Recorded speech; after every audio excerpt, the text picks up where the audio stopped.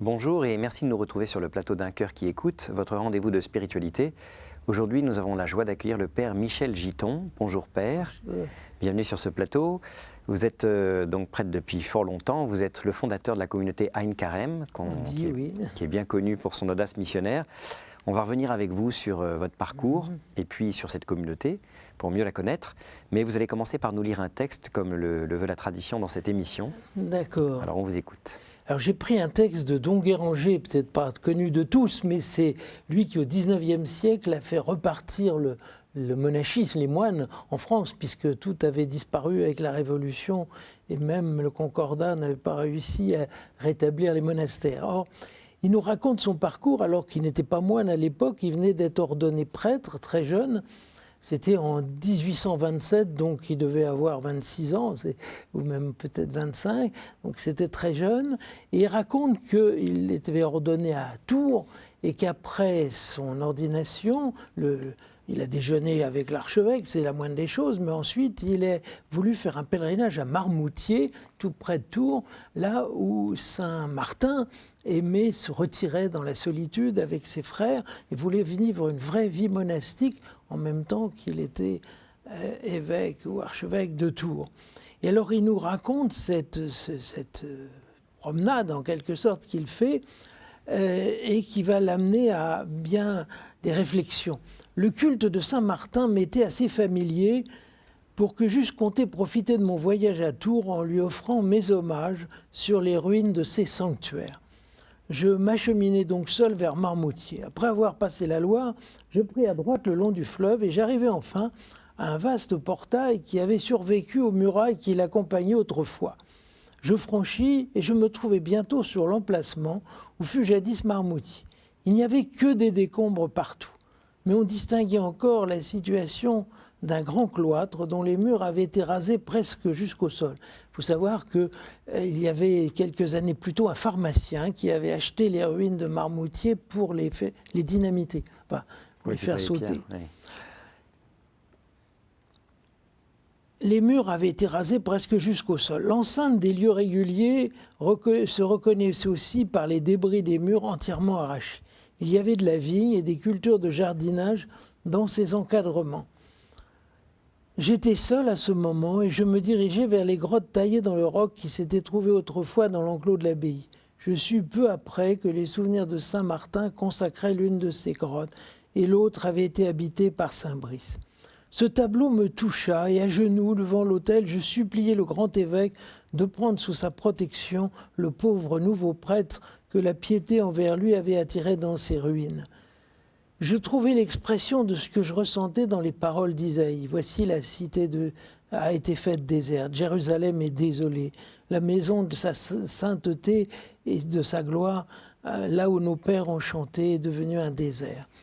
Alors, si je cite ça, c'est que cette phrase a retenti très fort souvent dans mon cœur devant situation de nos bâtiments d'église. Enfin, je me souviens encore séminariste avoir me trouvé dans une ville de province que je ne vais pas nommer, et dans lesquelles il y a de magnifiques églises, des lieux étonnants, et tout ce que je voyais comme culte, c'était tellement rikiki, pauvre, souvent négligent, que je me suis dit, mais c'est pas possible. Hein, c'est Jérusalem désolée, cette désolation devant une église qui avait été si brillante et dont je voyais que le culte était réduit à presque rien. Donc est venue en moi cette conviction qu'au fond, on pouvait inverser la tendance, que ce n'était pas écrit dans les faits. Alors il ne s'agit pas d'une restauration romantique comme celle de Don Guéranger, qui d'ailleurs a porté ses fruits, mais qui a eu son temps. Hein. Mais notre époque, c'est peut-être pas tout à fait de ça dont il a besoin, mais cette idée que, oui, Jérusalem est désolée. Notre Église a été traversée par un coup de grisou qui l'a si complètement appauvrie et qu'elle a vraiment besoin d'une nouvelle vie, d'un nouveau départ. Voilà.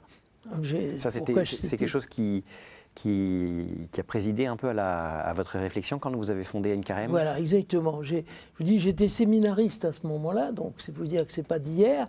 Et je me suis dit, un jour, il faut que je rassemble des jeunes, des étudiants qui viennent vivre une vie liturgique dans ces lieux, c'est avec la permission évidemment des responsables, et puis que les gens, quand ils vont voir ça, ils auront plus envie de venir vers le Seigneur que ce qu'ils voient actuellement, qui leur donne plutôt envie de fuir. Ouais. Et donc ça a été un des ingrédients de la Fondation d'Incarnation. Mais vous aviez... Comment pouviez-vous avoir la nostalgie de quelque chose que vous n'avez jamais connu, au fond? Que je n'avais jamais connu, surtout comme je suis un converti, effectivement. Mais je savais quand même, par mes lectures, ce qu'avait pu être la vie d'une église. Je pensais, pour une cathédrale, cette espèce de ruche qui, dès l'aube, faisait qu'il y avait non seulement des messes partout, mais qu'il y avait les laudes chantées solennellement par le chapitre, qu'il y avait ensuite toute la journée une animation de l'église, et je ne voyais plus que des murs vides qui faisaient penser à un musée désert. Alors, ce qui est amusant, c'est que j'anticipe déjà un peu sur le reste de l'émission, mais le charisme de votre communauté, c'est un peu comme le pape nous y invite, sortir justement des églises pour aller à la rencontre de ceux qui n'y vont plus. Bien sûr, mais ça, de fait, il faut sortir, parce que sinon ils ne viendront pas tout seuls, mais il faut aussi les faire entrer après. Et le but n'est pas seulement de leur parler dans la rue, le but est aussi de trouver le moyen méthodique pour les amener à une vraie vie d'église. Alors, on a déjà beaucoup avancé sur les éléments que je voulais évoquer avec vous. On va peut-être revenir d'abord sur votre parcours personnel. Vous avez dit tout à l'heure que vous êtes converti. Ça veut dire que vous n'avez pas toujours vécu dans la foi catholique. Vous êtes converti à l'âge de 21 ans, je crois, en 1966. Avant, vous aviez déjà quelque intérêt pour la spiritualité, mais vous êtes allé chercher dans des endroits... Voilà, dans l'Orient, dans toutes sortes de choses. Moi, j'avais été élevé quand même vaguement dans l'Église. J'avais fait faire ma première communion, par exemple. Mais ma famille n'avait pas la foi du tout. Et autour de moi, personne ne m'avait jamais dit que Dieu, c'était quelqu'un qu'on pouvait aimer. Enfin, ça paraissait invraisemblable. Or, j'ai trouvé, à travers une lecture, cette idée, de ce que pouvait être la sagesse, ce que pouvait être cette espèce de rencontre personnelle, alors du divin, de quelque chose qui n'avait pas beaucoup de figures, mais qui était quand même un premier détonateur. Et je sais qu'à 14 ans, j'ai eu quelque chose comme une première conversion qui n'était pas chrétienne, mais c'est la conversion à la spiritualité, à la méditation, à la prière, à la recherche de l'invisible. Et d'un coup, ça a provoqué des bouleversements. J'ai voulu apprendre un métier manuel, j'ai voulu partir sur les routes. Enfin, mes parents m'ont calmé, mais je sais que ce premier choc a été déjà très très fort. Il n'était pas dirigé explicitement vers le Christ, mais il préparait le chemin. Et comment, du coup, ça se manifestait concrètement? Vous lisiez des livres de spiritualité bouddhiste Alors, c'était tout un groupe, en fait, que j'avais rencontré. C'était pas vraiment une secte, c'était autour de deux auteurs, que je pense le nom n'est pas connu, c'est pas à peine que je le mentionne, mais un couple qui réunissait dans le midi autour de sa maison des gens avec qui il y avait des conversations très spirituelles. Mais justement, j'ai trouvé ça vite très creux. Je ne retrouvais plus l'élan de ce que j'avais senti dans ce premier choc. C'est là que je me suis dit, il doit y avoir autre chose. Et alors, comment avez-vous fait cette rencontre avec Dieu décisive à 21 ans? Alors, j'ai été en classe préparatoire à Normale Supérieure avec des garçons dont certains sont connus aujourd'hui, comme Jean-Luc Marion, philosophe bien connu, et Rémi Brague aussi, enfin des gens qui sont et qui revenaient de Terre Sainte où ils avaient fait une expérience décisive. Et ils me disaient, tu sais, tu devrais aller à Montmartre, on a rencontré un prêtre étonnant, c'était Monseigneur Charles, et puis tu vas faire de l'adoration. Et ils m'ont fait faire une expérience d'adoration du Saint-Sacrement qui a été décisive. Je ne dis pas que j'ai eu une vision, une apparition, mais je savais après qu'il y avait quelqu'un là, que ce n'était pas des rites extérieurs, qu'il y avait vraiment quelqu'un qui était présent. Et alors ensuite, j'ai cheminé, parce qu'il a fallu que je remette en cause tout mon système, parce que je m'étais fait tout un système intellectuel, donc il a fallu que je le déconstruise pièce par pièce pour faire place à la foi catholique. Et finalement, j'ai rencontré ce prêtre, Monseigneur Charles, qui a joué pour moi un grand rôle et qui a été un guide très sûr. Et donc ça, c'est avant de rentrer au séminaire, vous l'avez rencontré avant? Oui, bien sûr, je l'ai rencontré. Donc c'est quand même peu banal d'avoir été, entre guillemets, converti par Rémi Brague et Marion. Tout le monde ne peut pas dire ça. À l'époque, vous désiriez être égyptologue. Oui, parce que l'Égypte était liée un peu avec cette découverte de la spiritualité.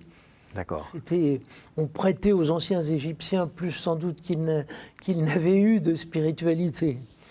Et donc vous interrompez vos études pour rentrer au séminaire en 69, donc une période un peu chaude dans l'histoire de l'Église et de l'histoire de France aussi. Comment est-ce que cette vocation sacerdoce elle est venue du coup éclairée petit à petit avec les entretiens que vous aviez avec Monseigneur Charles? Oui, parce qu'elle n'a pas été liée à ma conversion. Sur le moment, je pensais comme beaucoup mener une vie d'un laïc chrétien. Et puis c'est au cours d'un pèlerinage à Chartres que, je dis après tout, pourquoi pas donner ma vie. Et j'en ai senti une si grande joie, si grande certitude intérieure que j'en ai jamais douté depuis.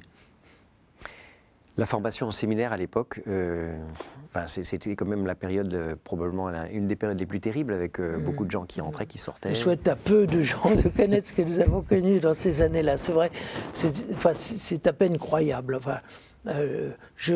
Juste un fait, je me souviens de cet office au séminaire où en fait la petite lecture de la parole de Dieu avait été remplacée par une lecture de Karl Marx. Ah oui. Parce qu'il fallait déconstruire nos certitudes, donc il fallait s'affronter à quelque chose d'autre.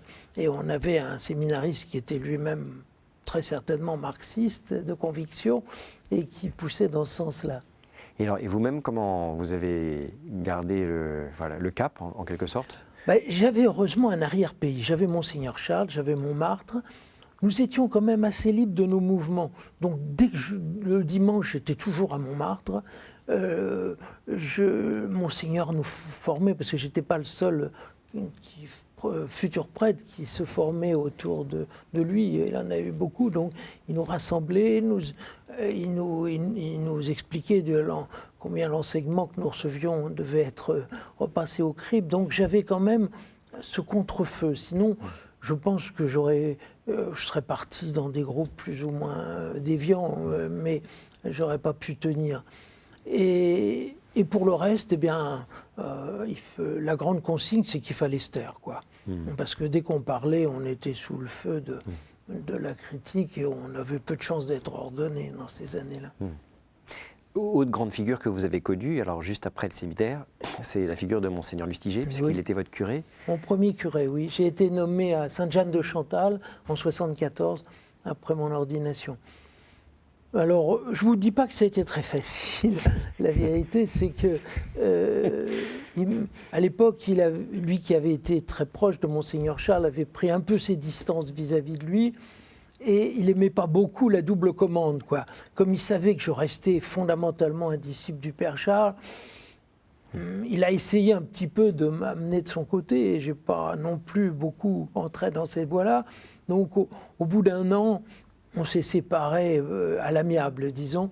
Je pense que je ne devais pas être très souple non plus. Enfin, je devais être assez raide sur ce que je considérais devoir faire, parce que le séminaire m'avait un peu habitué à me battre, donc j'ai pas dû être très facile pour lui non plus. Et donc vous avez, immédiatement après, vous avez rejoint Monseigneur Charles à Montmartre? Non, j'étais Saint-Louis-d'Antin pendant 6 ans. J'ai été vicaire à Saint-Louis-d'Antin pendant 6 ans. D'accord. Et puis mais ce qui ne m'empêchait pas de faire beaucoup de choses déjà avec Monseigneur Charles. D'accord. Et ensuite, j'étais à temps plein au Sacré-Cœur. À partir donc pratiquement toutes les années 80, vous les avez passées au Sacré-Cœur avec Monseigneur Charles. 82 à 90. Oui. Donc c'est une figure qui vous a beaucoup marqué, vous l'avez dit, qui n'est pas forcément toujours très connue. Comment vous présenteriez Monseigneur Charles?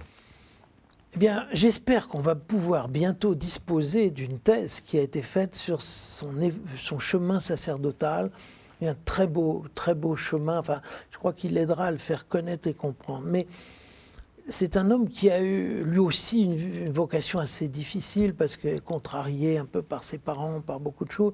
Il y a un attachement à la personne du Christ extrêmement fort, une certitude qu'il a habité dès l'âge de 9-10 ans, peut-être même plus tôt, je serai prêtre.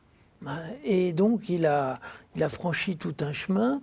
Et une fois prêtre, il a manifesté un charisme exceptionnel de la parole et de l'apostolat. Étant vicaire à Malakoff, pas loin d'ici, il a littéralement retourné la paroisse dans les années où il y était vicaire, avant la guerre. Ensuite, après la guerre, on va sauter quelques épisodes, il a été... il a lancé l'aumônerie de la Sorbonne, ce qu'on a appelé le Centre Richelieu, où il a quand même réussi certaines années à ce que plus de la moitié des étudiants de lettres et de sciences participent au pèlerinage de Chartres. Oui. Il a littéralement rentourné l'ambiance qui au départ était, après la libération, on peut s'en douter, était assez dominée par le marxisme. Il a joué un rôle considérable que lui reconnaissent d'ailleurs des quantités de gens qui sont passés par la Sorbonne dans ces années-là, dont le cardinal Lustiger et beaucoup d'autres. Alors ensuite, comme il faisait sans doute trop de bruit, il a été mis à Montmartre, qu'on croyait une voie de garage, dont il a réussi à faire une centrale de prière. Et dans les années difficiles de l'après-concile, où il a réussi à maintenir l'adoration eucharistique, l'enseignement de la théologie et beaucoup de choses, et qui ne l'ont pas fait aimer tout le monde, mais qui a fait que beaucoup de gens ont trouvé là quand même un soutien effectif et la possibilité. Alors le nombre de vocations sacerdotales, je crois que c'est plus d'une centaine de prêtres qui se reconnaissent de sa filiation. Enfin, ça a été considérable. Et il est resté combien d'années à Montmartre? Alors il a eu la chance d'avoir la longévité, c'est-à-dire qu'il est resté 27 ans à Montmartre. Comme recteur. Donc il a eu le temps de marquer la basilique et de marquer des générations de jeunes et de moins jeunes qui sont passés par là. Alors quand vous-même vous y étiez, vous vous occupiez des étudiants qui venaient à Montmartre. Voilà. Et c'est là qu'est venue l'idée de les rassembler au sein d'un mouvement d'évangélisation? Eh bien non, parce que précisément, il n'y avait pas besoin de le faire puisque ça existait. Montmartre, c'était tout ce que je pouvais désirer dans ces années-là. J'avais un père, j'avais une marge de manœuvre, comme peu de prêtres en ont, possibilité de fonder, de lancer. Donc j'ai vécu des années extrêmement actives. Et les étudiants, bien sûr, venaient à nous. On ne pouvait pas aller sur leur lieu de vie, puisque ce n'était pas l'aumônerie officielle, c'était les étudiants de Montmartre. Mais enfin, malgré tout, ils étaient relativement nombreux et ils étaient organisés en deux mouvements. Un, Saint-Paul, plus apostolique, l'autre, Résurrection, plus voué à la recherche théologique. Et c'est justement quand ça s'est terminé, et quand j'ai vu que Montmartre, ça allait être autre chose, que je me suis dit, j'ai pas envie de mourir idiot. Enfin, j'ai pas envie de rentrer dans simplement l'entretien. Pour moi, je sais pas comment. J'admire beaucoup les prêtres qui peuvent arriver à se donner à un secteur qu'on leur confie et d'essayer de le maintenir en vie. C'est sans doute une très belle mission, mais moi, je ne pouvais pas. Si c'était pas de défricher, d'ouvrir de nouvelles voies, je me sentais incapable de ça. Et donc, au moment où j'ai senti Monseigneur Charles partant, il allait y avoir sans doute de profonds changements, j'ai réuni à Solesmes précisément une douzaine de mes anciens étudiants ou de mes étudiants actuels, mais enfin surtout ceux qui avaient marqué par leur personnalité, la force de leur conviction, et je leur ai proposé que ça dure. Ouais, je leur ai dit, est-ce que vous voulez vous engager pour la durée? Parce que sinon, on faisait quand même l'expérience chaque année de nouvelles générations d'étudiants, de cadres, de missionnaires, comme on les appelait, qui étaient pour certains des extraordinaires, mais c'est ça la loi de la vie étudiante. Ensuite, ils s'en allaient, ils allaient ailleurs. Alors bien sûr, à Montmartre, il y avait d'autres groupes, d'autres mouvements pour les foyers, mais enfin, ils ne retrouvaient pas là ce qu'ils avaient connu, cette espèce d'effervescence qu'ils avaient connue dans l'apostolat étudiant. Donc beaucoup partaient. Alors, après tout, c'est normal, hein, quand on est parents, on laisse partir les enfants. Mais ce que je constatais après, c'est qu'en fait, leur élan apostolique n'étant plus soutenu, tombait très vite. Et alors du coup, Ein Carême, quelle est la grâce de cette communauté? Quel est son charisme? C'est une question bien difficile. Si vous voulez, je crois que ce que j'ai tiré de Saint-Don Guéranger tout à l'heure, c'est dire de ne pas se résigner à la déchristianisation. Voilà, je dirais de ne pas se dire c'est fatal, c'est normal, c'est comme ça, ou peut-être dans 50 ans ça sera autrement, et de se dire là où je suis, je veux travailler à ce que à nouveau l'Église soit belle, à ce que le nom de Dieu soit annoncé, à ce que la foi soit proclamée, à ce que les pauvres soient évangélisés.